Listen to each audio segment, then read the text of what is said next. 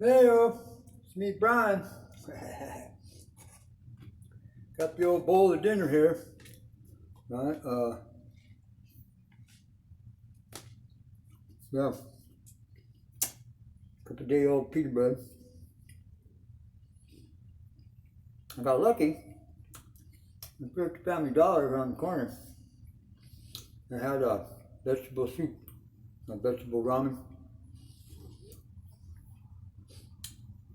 And I can hear Anonymous now hollering, screaming, "That's just motherfucker not vegan." Well, hey, vegetarian's close enough for me. At this point in time, it is, right?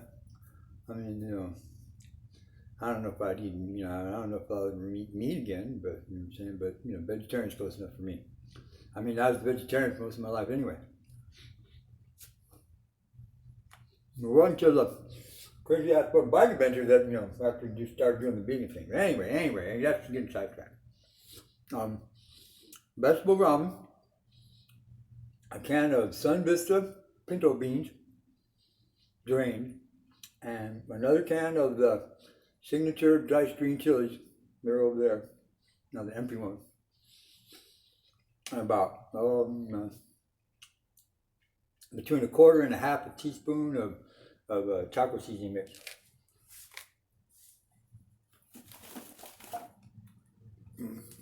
Well, this is the Italian seasoning, but taco seasoning mix. Right? I let the water jug sit out there in the sun for like about an hour until it got pretty good and warm. Right?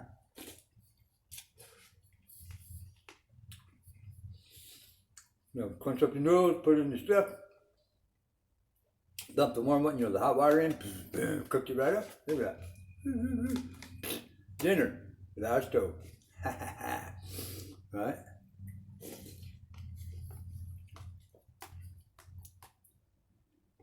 Last couple of days, I've been having a problem with my left ear.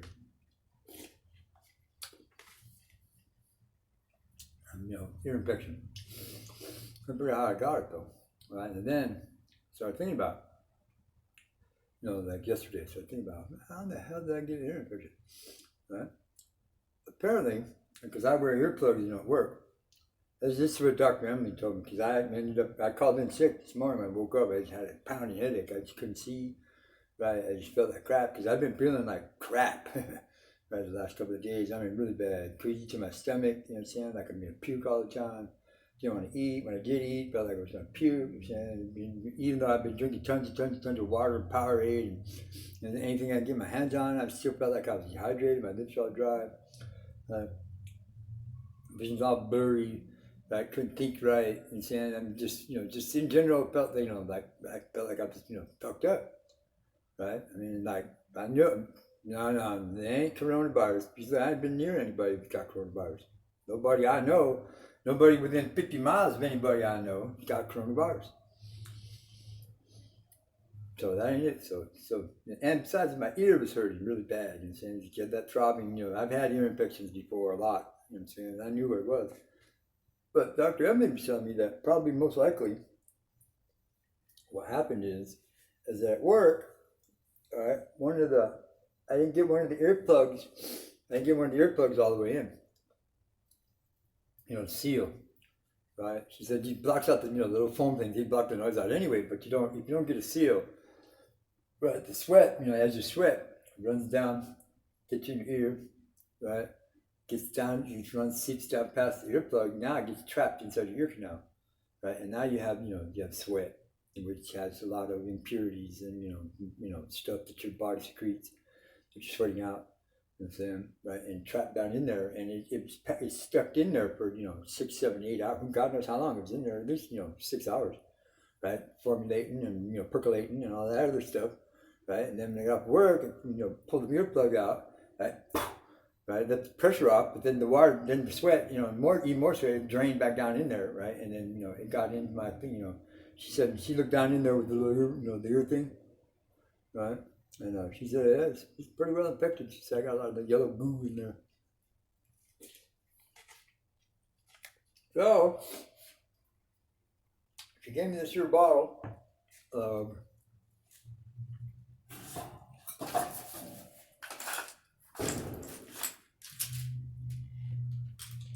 Clarithromycin. Right. Antibiotics. Because I'm allergic to psyllin, you know what I'm saying, and aspirin, anything with a psyllin, you know, amoxicillin, you know, penicillin, ampicillin, you know, supercillin, you know, fake psyllin, anything with a psyllin that I'm allergic to, anaphylactic shock, and aspirin. So she gave me this, mycin, right, which mycins, you know, work good for me. I usually get erythromycin, but she said this, you know, that's what they gave me last time, so they're going to switch me over to this one this time. Because, you know, human beings, our body does this weird thing, you know, so we build up a tolerance or an immunity to certain things we keep using over and over and over, like antibiotics. Wow. Because our body makes its own antibiotics. Anyway, right, so I took one. These are 500 milligrams, take one tablet, you know, by mouth every 12 hours with meals for 10 days. Right, I took one when I was down there this morning, you know, when I got them from the Walgreens, right? Ate a stack of crackers, slammed down a brisk tea, right? So this is, you know, 5, 6, 8 hours later, right? Eating dinner, right? Slamming down some more. Rocket fuel, you guys remember rocket fuel? Did you ever look at that video? Rocket fuel, right? I'm gonna, you know, suck down another one, right? And, you know, keep it going, right? Because, you know, you eat this, you know, first antibiotics I've had in a while. I actually feel a little bit better. I feel a lot bit better anyway. And, you know, plus, I got to talk to one of the you know, behavioral health ladies over there when I was over there and unload some shit. Which for me is always a good thing, right? Because I have a tendency to, you know, hold it in, right? And it just makes me angrier and angrier. And pretty soon, to the skin. Pretty soon, you know what I'm saying, you know, then my PTSD starts to kick in, and then that makes me even angrier because that's my reaction to PTSD is anger, right? Except with PTSD, I tend to act out, right? You know what I'm saying? So, and then, but all this stuff's concentrated on me, and I'm holding it all in, right? And you know, and I don't allow myself to stress, right? But my body reacts to the stress, and, you know, my mind doesn't, at least I don't think it does, right? And then it just takes the least slightest little trigger, right? Kabang, boom, 65 megaton atom bomb just went off.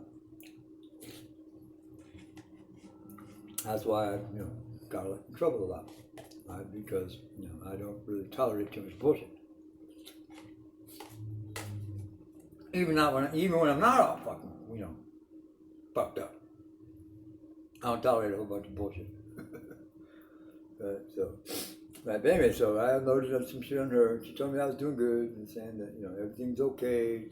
You know, that's just like a little, you know, tiny bit of a setback, right? That, you know, as long as I still have my job and, you know, I'm still, you know, dumping money in my savings account.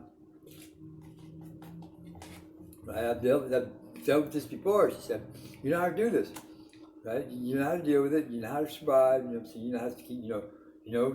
You know how to stay cool when it's hot. You know how to get warm when it's cold, right? So you know where to find food. You know how to get food, right? You know, and, you know, all that stuff. She said, but now, she said, now you're in a better position because this time, right, I got a job. I have a steady stream of income. All I got to do is go to work. And that's easy business. That's easy money right there. Just wake up 4:30. You know, by 5 o'clock I'm ready to go. By, you know, 5:45 I'm there. 6:15 the bell ring. Bing, bing, bing, bing, bing. Right? Got the earplugs in. Got the gloves on. We're ready to go. That's what you get paid for, right? They're paying me pretty good. Right, so you know what I'm saying. So I feel a lot better. Right? I know I still got 9 days to go with right, to make this better, I'm saying, but you know, overall in general, I feel pretty good.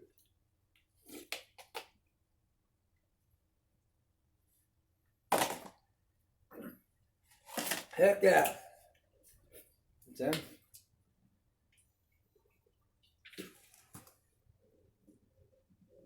I found something today Right, it's kind of unusual. Right, the last time I found something like this, right, I made the video. It's bad luck for my bike. I got all them flat tires. Remember that little necklace that I had wrapped around the handlebars of my bike? Well, check this out. I found this guy. Found this little guy today. Parking lot.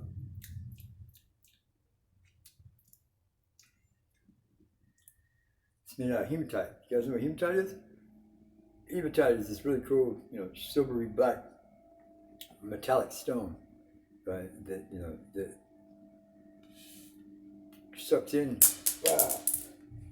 but negative energy. At least that's what the Wiccans say, right? I know that it just broke. Anyways, I know it. That it works. Hematite's really good stuff. But for the longest, I carried it around in my hand for like 3 hours. I didn't want to put it in my pocket. I didn't want to claim it. You know what I'm saying? Just in case it did, have some bad mojo associated with it.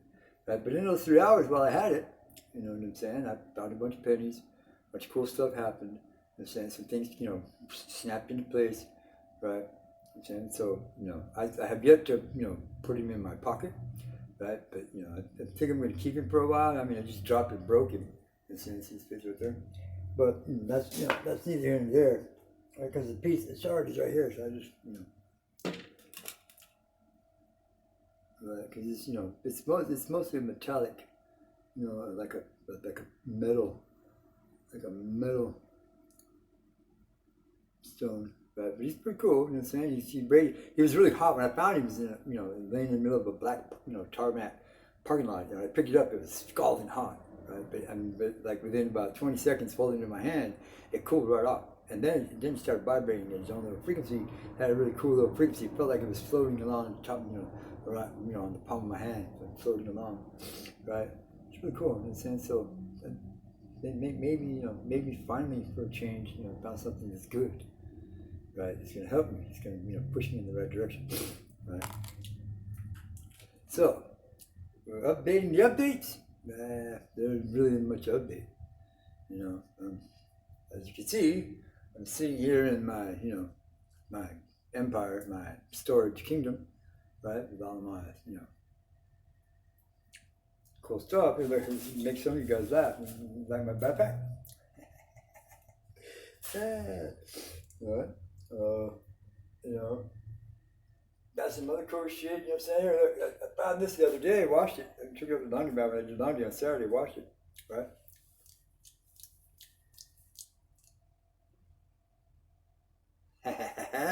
That's, work color. Right, check this out. Put a battery in it.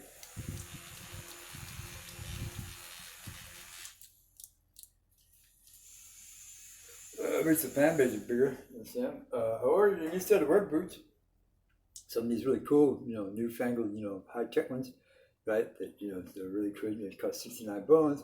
I should be getting those like probably, sometime next week. And I finally, the last time I crashed, I got a video that I should have posted already about a crash that I had, last week. I didn't realize it, but the next day after I realized that I broke a spoke in my rear wheel and it's bent in two different directions. Right, so I just went ahead. I mean, I struggle with it, right? I'm saying for right now, I'm just babying it. So I went ahead yesterday and I just went and bought me a new wheel off Amazon, right? So I'm going to be, replacing, the wheel on my bike, right? Just clean it all up. I'm having an issue with the crank, with the crank bearing, the bearing cup keeps backing out, keeps getting loose, and the crank pin keeps ending up going like this. So I have to work on, fix that. Right, so probably Saturday I'm going to go up to my stepdaughter's house up in the slope, right? And I've already talked to her about it. And her man Bobby's going to let me use some of these tools and a torch so I can, straighten some stuff out. I need to fix my rack because it's bent. It's aluminum and it's bent. So and you can't once aluminum's bent, you really can't bend it back. You got to heat it up, and then you got to form it back into the shape where you want it. Because once it bends, aluminum has a tendency to stay kinked.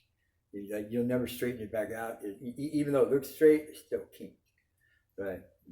And the piece that I need fixed needs to be straight, right? So, aside from all that, I'm saying I ain't doing too bad. The riots were, kind of fun, but You know, the governor's curfew kind of put an end to all of that shit, right? And the cops, you know what I'm saying, the cop here, you know what I'm saying, they don't mess with that shit. You know what I'm saying? They got away with it up in Scottsdale because the Scottsdale cops are a bunch of sissies. You know what I'm saying? Half of them don't even carry guns because up there in Scottsdale where the rich people are, they don't want the cops to have guns. They would rather protect themselves with their own guns and just have the cops do paperwork. Right, so that's how they got away with, you know, looting the Apple store and all the other stores that they looted and destroyed up there. It's because the cops are a bunch of bitches. Here in Phoenix, here in Phoenix, dude, the riot, you know, the protest lasted about, you know, 16 hours, 2 nights. Over the course of 2 nights, that was it. Once the governor, you know, threw down the curfew and gave the cops the fucking, you know, the license. Not anymore. There were no protests last night. Right? Won't be none tonight.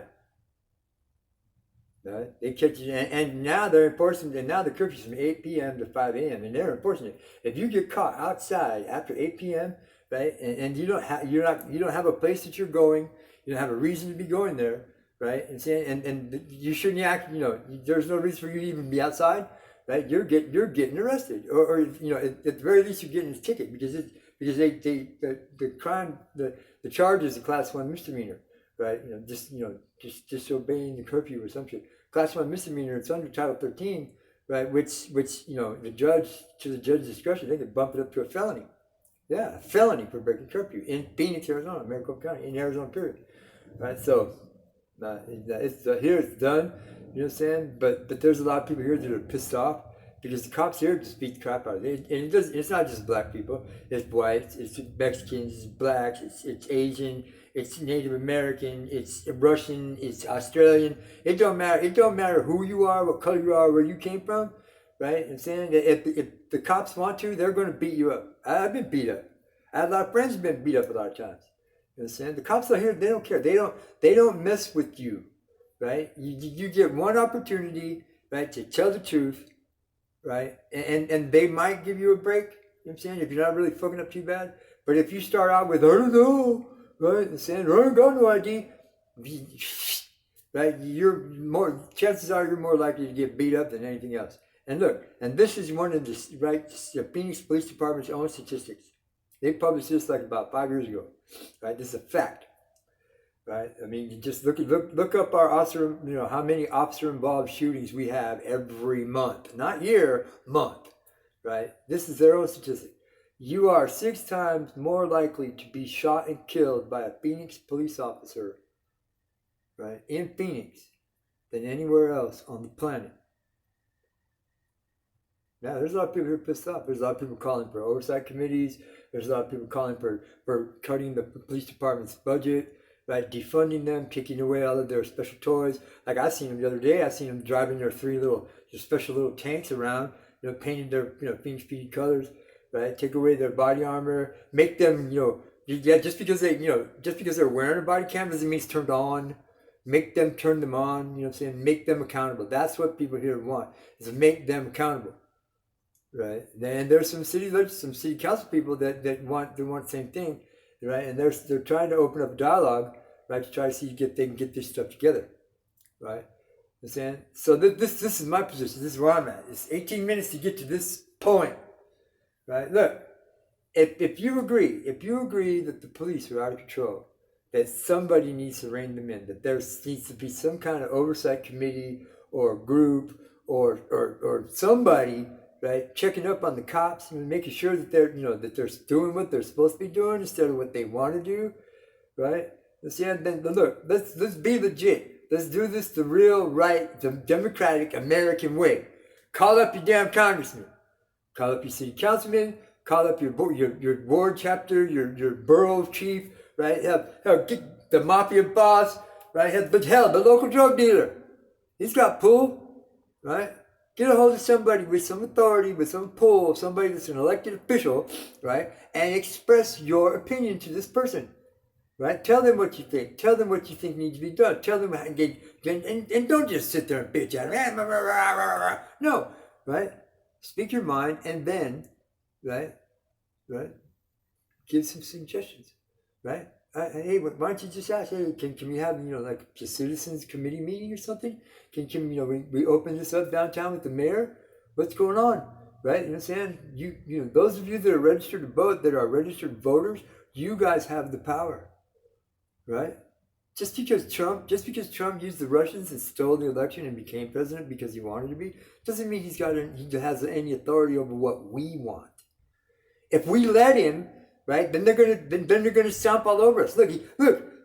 We went from "Make America Great" to "We're all fucking scumbags." He said that, right? And the vast majority of people that are protesting in the street are good, upstanding American citizens with jobs and families and homes. But according to Trump, we're all scumbags. Yeah, you guys, if we got to start at it, we got their attention. But if we lose the momentum and we stall out and nobody does anything about this, right? They're just gonna stomp us into the fucking ground, right? And guess what? We're all gonna be scumbags.